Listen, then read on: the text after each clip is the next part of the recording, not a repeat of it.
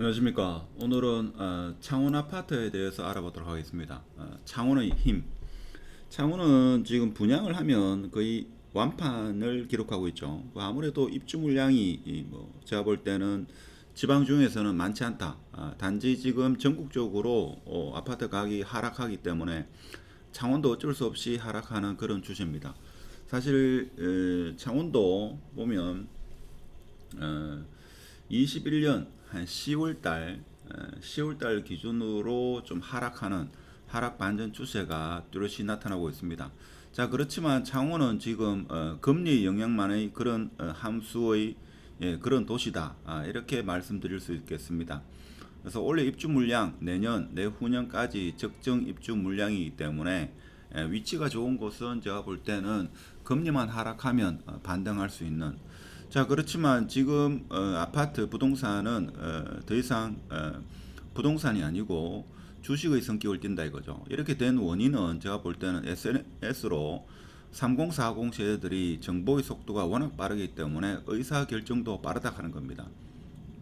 그래서 지방광역시, 지방시 중에서 만일에 반등을 하게 되면 창원시가 가장 먼저 반등할 그런 도시가 아니겠나 이런 생각이 들죠. 물론 일자리도 제가 볼 때는 뭐 울산광역시와 더불어 대기업 일자리도 많습니다. 물론 창원시 같은 경우에는 과거만큼 대기업 수요가 대기업 일자리가 많은 건 아니지만 그래도 지방광역시, 지방시 중에서는 가장 일자리가 많은 곳 중에 하나가 아니겠나 이런 생각이 들죠.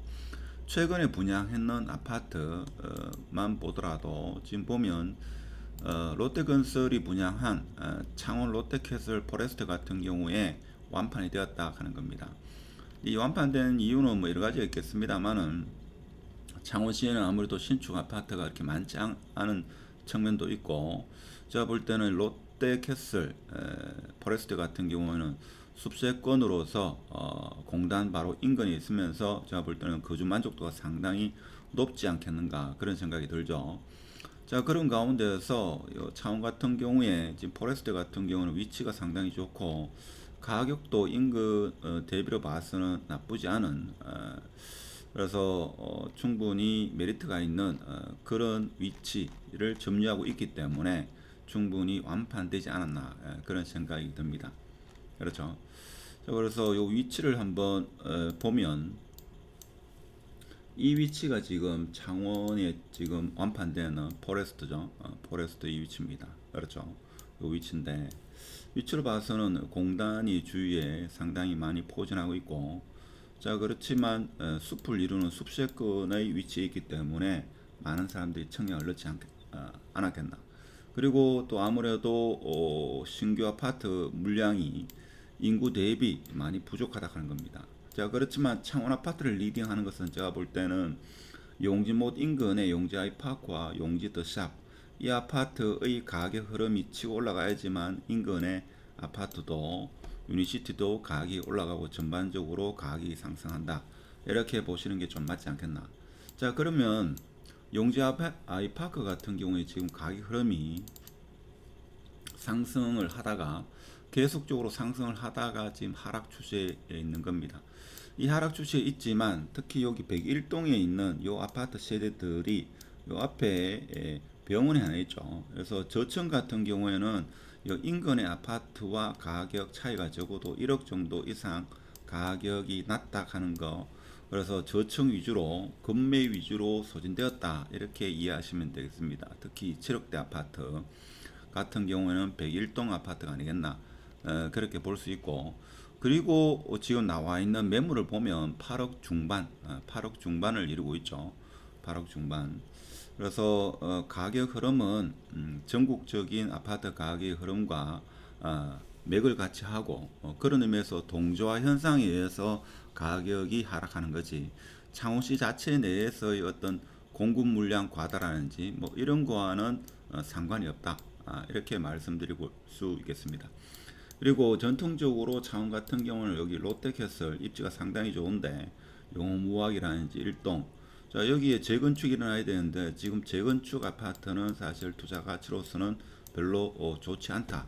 저는 그렇게 말씀드릴 수가 있겠습니다.